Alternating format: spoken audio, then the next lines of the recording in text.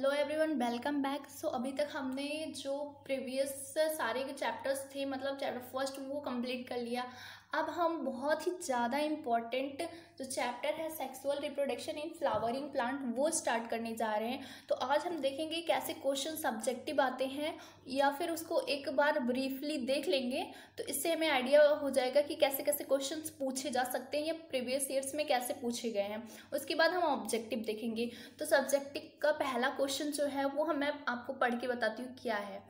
Name the part of flower which the tassels of corn cob represent. Corn cob का tassel जो है वो क्या रिप्रेजेंट करता है फ्लावर में। ठीक है, तो ये क्वेश्चन आपका पूछा हुआ है, तो इसका आंसर तो आप देख सकते हैं अपने स्क्रीन पे, ये है टेसिल्स, इसे बोलते हैं टेसिल्स। टेसिल्स क्या होते हैं? ये स्टेमन होते हैं जो कि मेल पार्ट होते हैं। ठीक है, यहाँ पे ये जो आप देख रहे हैं, यहाँ पे ये छोटे छोटे यहाँ पे जो लगे हुए यहीं पे होते हैं पॉलन ग्रेन या मेल पार्ट होता है। ठीक है, फिर उसके बाद यही पॉलन ग्रेन यहाँ पे आके गिरते हैं स्टिग्मा पे। स्टिग्मा से फर्दर उसका पॉलिनेशन और फर्टिलाइजेशन होता है। तो टेसल्स जो होते हैं वो मेल पार्ट होते हैं जिसे हम स्टेमन बोलते हैं। क्वेश्चन नंबर सेकंड देखेंगे क्या पूछ रहा है। Draw a diagram of mature microspore of angiosperm label it's cellular components only. मतलब आपको एक मैच्योर माइक्रोस्पोर, एक मिनट, माइक्रोस्पोर का मतलब क्या? माइक्रोस्पोर का मतलब आपका पॉलन ग्रेन। पॉलन ग्रेन का आपको क्या बनाना है? एक स्ट्रक्चर बनाना है और उसमें केवल सेलुलर कंपोनेंट को बताना है। सेलुलर कंपोनेंट का मतलब वेजिटेटिव और जनरेटिव सेल। तो आपको पता होगा कि जो मेजर माइक्रोस्पोर होते हैं वो फर्दर किस में डिवाइड हो जाते हैं? वेजिटेटिव सेल में और जनरेटिव सेल में। अब वेजिटेटिव सेल क्या होता है? तो vegetative cell is a bigger, has abundant food reserve and a large irregular shape nucleus. मतलब ये बिगर होता है और इसमें अबंडेंट फूड रिजर्व होता है और इसका जो न्यूक्लियस होता है वो लार्ज और इरेगुलर शेप का होता है। ठीक है, वही बात करेंगे अगर जनरेटिव सेल की, तो जनरेटिव सेल क्या होता है? स्मॉल होता है और यहाँ पे फ्री फ्लोटिंग करता है साइटोप्लाज्म ऑफ वेजिटेटिव सेल की। ठीक, तो ये दोनों हो गया आपका वेजिटेटिव सेल और जनरेटिव सेल को रिप्रेजेंट करने का तरीका।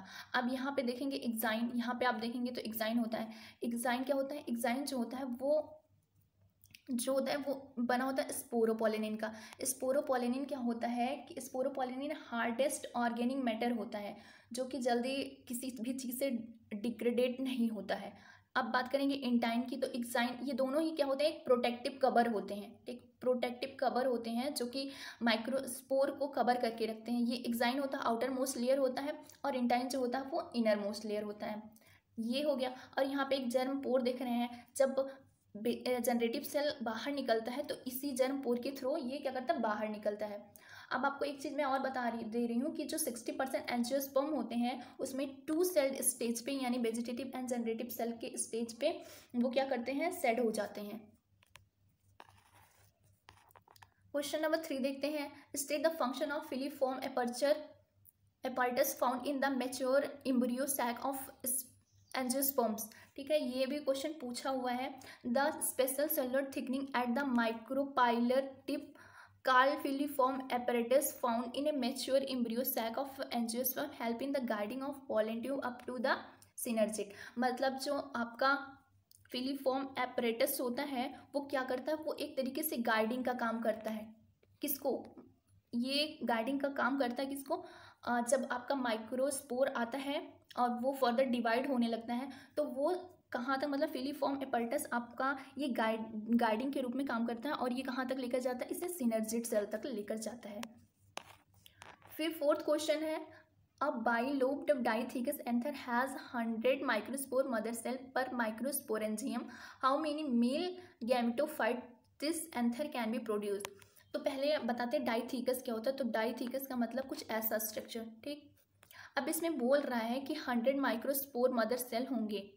अगर 100 माइक्रोस्पोर मदर सेल होंगे, ये डाइथीकस होता है, तो इसमें मतलब हर में 100 होंगे, तो 100 इंटू 4। ठीक, 100 इंटू 4 इक्वल टू 400। और हमें ये पता है कि अगर 400 हो रहा है तो ये मियोसिस जब होगा तो ये फर्दर डिवाइड हो जाएंगे। एक से कितने बनते हैं? 4 बनते हैं। तो 400 को हम मल्टीप्लाई कर देंगे 4 से। ठीक, तो इसका आंसर आ जाएगा 600। मतलब इसमें आपके 600 बनेंगे। ठीक है, तो इसमें देखिए क्या लिखा है। An anther is a 4 sided tetragonal structure consists of 4 microsporangia located at the corner 2 in which lobe the total microsporangia 4 into 100 equal to 400. So anther produce 400 male gametes. 400 male gametes नहीं होंगे, 400 नहीं होंगे, 400 नहीं होंगे। 400 क्यों नहीं होंगे, ये गलत दिया है। 400 नहीं होंगी, यहाँ पे 600 ही आएगा। क्यों? क्योंकि आगे ये फर्दर डिवाइड होगा ना, इसका मियोसिस होगा। अगर मियोसिस हो रहा है तो इसकी 4 फर्दर और बनेंगे सेल्स, और 4 इंटू फिर होगा 400 जो कि 600 आएगा। नेक्स्ट देखते हैं, an anther is a mall functioning tectum often fail to produce viable male gametophyte, give one reason। पूछ रहा कि एंथर मल फंक्शनिंग करने लगता है अगर टेप्टम जो होता है वो फेल हो जाता है मेल गैमेटोफाइट प्रोड्यूस करने में। ऐसा क्यों होता है? तो आपको पता होगा कि जो टेप्टम होता है वो न्यूट्रिटिव होता है, मतलब वही सारा न्यूट्रिशन देता है किसको, माइक्रोस्पोर को। ठीक है, the anther is malfunctioning tapetum can not produce complete nutrition to the developing microspore और male gametophyte, so it fail to produce viable male gametes. Simple सा क्वेश्चन है कि क्यों होता है। तो अगर आपको टेप्टम का फंक्शन पता है तो आप इजीली बता पाएंगे कि वो न्यूट्रिशन नहीं मिल पाते, that's why it doesn't work. तो ये हो गया आपका पूरा 1 मार्क क्वेश्चन कंप्लीट। सो अगर अभी तक आपने सब्सक्राइब नहीं करा है, अगर आपको नोटिफिकेशन नहीं मिल रहा है तो सब्सक्राइब कर लीजिए, और अगर अच्छा लग रहा है थोड़ा भी एफर्ट तो लाइक भी कर दीजिए, और बाकी आपको अगर अच्छा लग रहा है तो अपने फ्रेंड्स के साथ शेयर भी कर दीजिए, तो बहुत ही अच्छा है।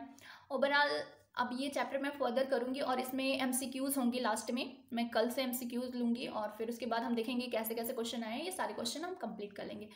Thank you for watching this video.